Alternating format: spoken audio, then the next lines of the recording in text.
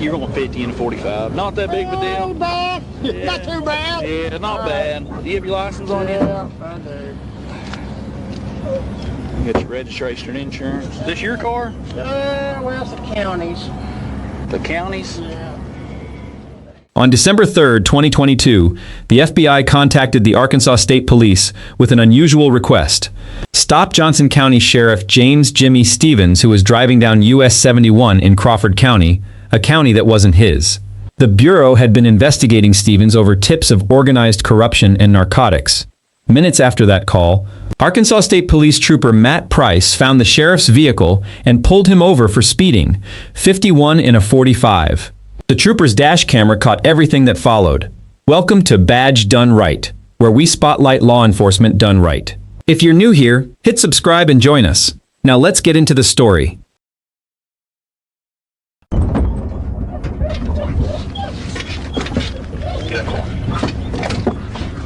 I'm at it.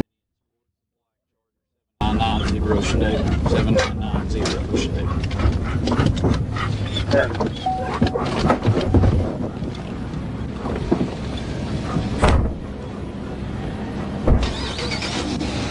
Hello, sir. What's up, boys? Hey, I'm Trooper Price, State Police. Where's on stop? You coming up flashing lights there? You were speeding just a little bit. My flashing lights? About there used to be flashing lights. It's the 71 and 282. You're going 50 and 45. Not that big of a deal. Not bad. Yeah. Not too bad. Yeah, not bad. Do you have your license on you? Yeah, I do.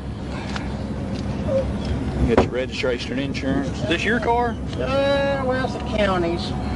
The county's? Yeah. What, you work for a county department? Yeah, Johnson County Sheriff's Office. Oh, okay. Glasses. How long you been with them? I've got my gun on my side too, okay? Okay. Yep, serviceman. I've been the sheriff for the last 4 years. Oh, okay. Alright, guys, you're gonna have to bear with me. I know we just got the insurance thing a couple of days ago. I don't know if I What are you doing up here in Crawford County? Well, I went to visit a CI. Visit who? A CI. Delivered some bags of goodies up there. What did you deliver to him? Well, his wife. Let me pop the truck and I'll show you. There's some goods at the co-op deal we did. Yeah. Where it's giving out to needy families and stuff like that. I'll show you what they are. Hey, if you don't... They're a good deal. Hey, since you're off now, just throw your service weapon over the passenger seat. Come back here. There you go. So you said you met a CI? Yeah. What, like a... Confidential informant. Yeah, but I mean, that's what were you taking him? These right here, brother. These are things that we put together. Little care packages for homeless, or not, well, people in need. Oh, really? Things like that, yeah. So why is your CI in Crawford? In Crawford County, I've got CIs, and I got one in Sebastian County, got Franklin, Pope, Johnson. They just drive to Johnson to work, or what? No. There's people that we get information from. Oh, okay. People have known a long time that It's kind of weird. get information. Well, it's kind of different. I mean, I've worked narcotics a lot, you know, but Yeah. I hear of people having CI and stuff, but I've never heard of them like a sheriff or a sheriff's department outside that county that works outside of Johnson County. You know what I mean? Yeah, nah. We do it, brother. Do you? You bet. You bet. You do it as sheriff? Of course. Hands on. Hands on, brother. That's the only way it goes. Yeah. Hard charging. Yeah. You bet. That's awesome. Absolutely. Asked what he was doing in Crawford County, Stevens said he was delivering a care package to one of his confidential informants. A confidential informant is someone who feeds police information about criminal activity, usually for money, leniency, or dropped charges. They're useful, but they're also one of the most legally fragile tools in policing, because their motives are always in question. The Supreme Court addressed this in the 1983 case, Illinois versus Gates, holding that an informant's tip can support a warrant or arrest only when it's backed by independent corroboration. And here's the problem with the sheriff's story. An Arkansas sheriff's authority is generally tied to his own county. Stevens was well outside Johnson County. A county sheriff personally hand-delivering a care package to an informant across county lines doesn't match how any of this is supposed to work, and Trooper Price knew it. just up here fixing to head back to Johnson I'm County? gonna pull in here, buy a knife, parade at 5, and head back. Yeah. Okay. Well, this is one of my new guys, so just talk with him for just a second. Hey, We'll get you out of here in a second. Okay, you don't have no more guns and like that on you? Nope. Okay, give me 1 second. All right, buddy.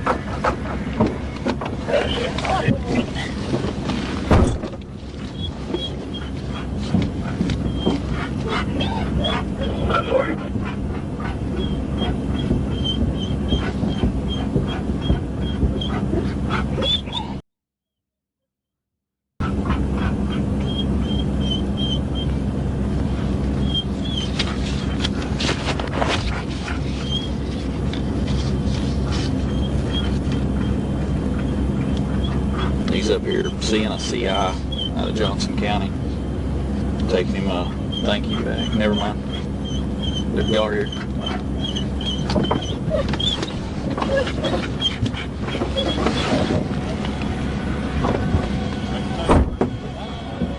Find it again. The FBI? Okay.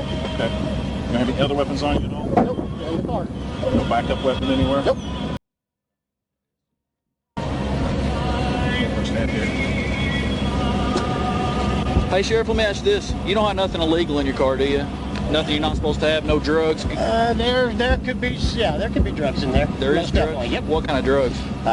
There's some. My CI just gave me some things. What's just in things? passing. There's some little. I don't know what things are. There's some butter and.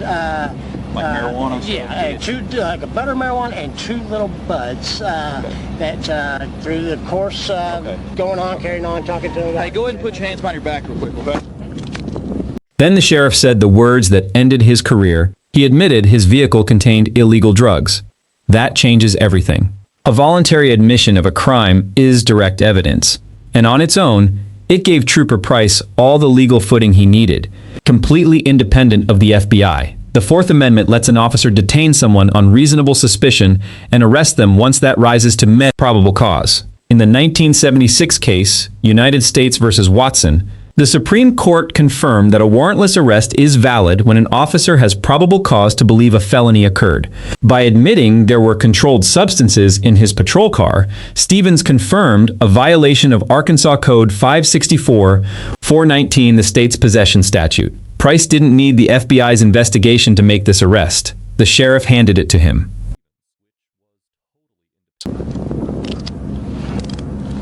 This whole deal's odd to me, and so as of right now, I'm going to go ahead and detain you, okay? I'm not saying you're under arrest right now, but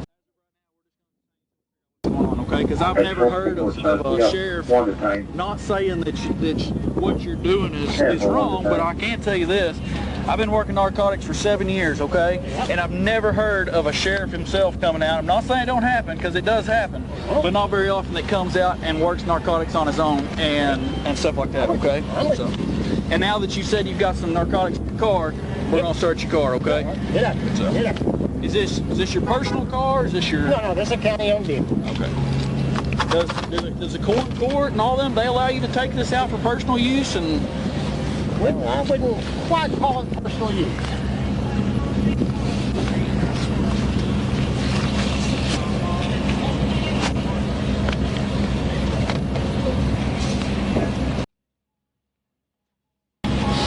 I want to unzip your jacket. Go ahead. Okay. Give it a go. Let me ask you this, just, do you think, if you were in my position, would you think this is odd? Trooper, based on I'm talking outside of them being here. Look at me. Oh, you're talking to me. I'm with you. Okay. I'm with you. I'm asking you this. I'm going to go ahead and just invoke my rights, and I'm going to speak attorney and say I'm under arrest. And you guys, Okay. I'll be respectful and do whatever you need to do. I understand that. Okay. I'm going to let you have it right here, okay? Y'all want to watch him for me real quick? Okay.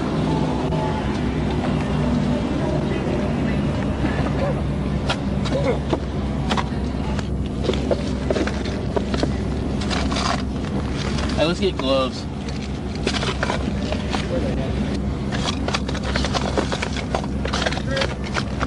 Look at that left door right there. Okay. Right there.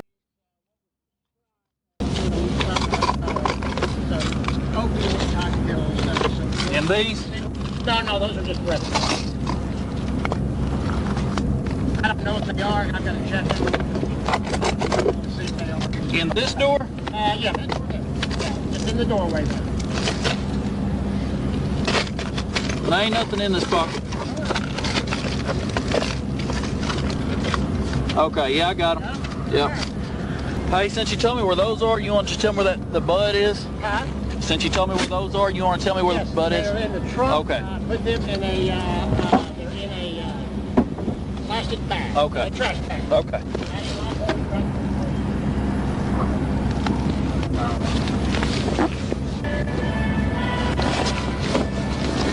Whew, I smell it now. Whew. Damn it, son.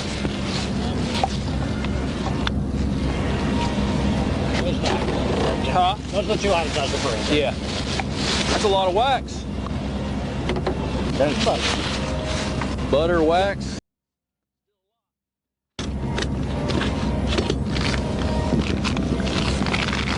Yeah. Would you listen to the right one just a tad on the purpose? Let me feel it. This one? No, the right one. Oh, the right one. It's not. It's twisted. You good? 32 for Sophia HQ. 32, cancel.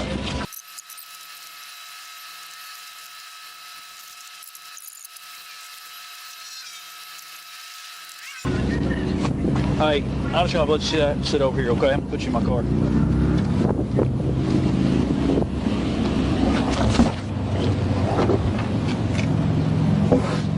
Door knob in there. You know, if the right to remain silent, anything said can be used against you in the court of law. You're the right attorney present for any question. You can't afford to want to be appointed for no additional charge. You understand all that? I do, sir. Okay. Let me ask you this. Would you like to talk about anything we found in there so far? No, I told you everything that was in there. Well, I'm asking, do you want to talk about any of that?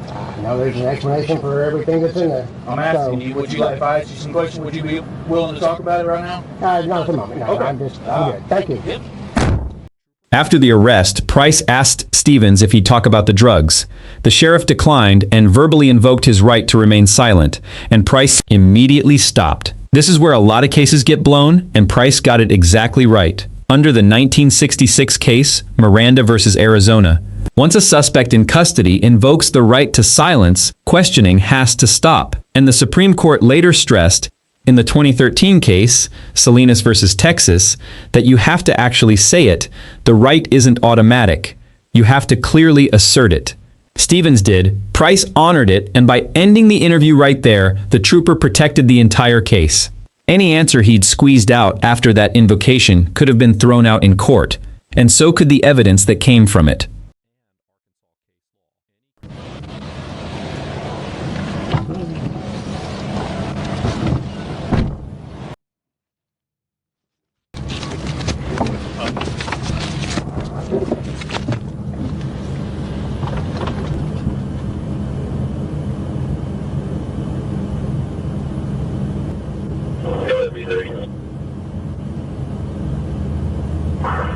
Stop for a minute before we get there. I want to talk. Hey, they really are tight though, brother, okay? No, it's cooperative with me. And I found your wallet. Is there anything else in there that you want to take with you? Just I think there's some checkbooks. That was in your wallet. Okay, there's two more checkbooks. Get those, please, First Street. And Yeah, they that probably should be have all. two trucks. Is that why? Yeah, much better, thank Back, you. let me grab it. So they're ready to go. My Copenhagen. I'll get you. Thanks. Stevens was charged with speeding, multiple counts of drug possession, and simultaneous possession of drugs and a firearm. The two people whose house he'd left, Grace and Terry Jones, were arrested and told investigators they'd sold him the drugs. On October 25, 2023, facing a trial that could have brought him anywhere from 10 to 40 years, Stevens took a plea deal. He resigned, pleaded guilty to one felony count of hydrocodone possession, and the heavier charges were dropped. Judge Mark McCune handed down a 6-year suspended sentence, a $10,000 fine, and ordered him to surrender his law enforcement certification. As a convicted felon, he can never hold elected office or wear a badge in Arkansas again. The prosecutor, Kevin Holmes, said Stevens got the same treatment as any other drug user, but the real goal was permanent, getting him out of law enforcement for good. Let's be honest about what this story is and isn't. A sheriff, the highest law enforcement officer in his county, used a patrol car and a badge as well cover to haul controlled substances across county lines. That's not a lapse. That's a man who decided the rules he enforced on everyone else didn't apply to him. And the suspended sentence will sit wrong with a lot of people watching. He walked out without prison time, while ordinary defendants in those same drugs charges often don't. But look at the part that actually worked, because it's the whole reason this channel exists. The FBI didn't make this arrest themselves. They handed the stop to an uninvolved state trooper, on purpose.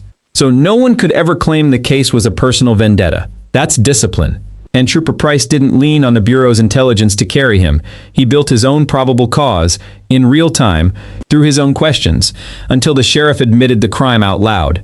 Then, the moment Stevens invoked his rights, Price shut the questioning down cold. No shortcuts, no coercion. Nothing for a defense attorney to pry open later. That's the quiet lesson here. Taking down a corrupt cop the wrong way lets the corrupt cop walk. Price and the agents took him down the right way. By the book, on camera, airtight. A badge doesn't make you honest. What you do when no one's making you follow the rules does. Stevens failed that test. The trooper who stopped him passed it. That's the story out of Johnson County, Arkansas. Proof that good policing isn't the exception. It's a choice officers make every single day. Subscribe, stay sharp, and remember, accountability works both ways. I'll see you in the next story.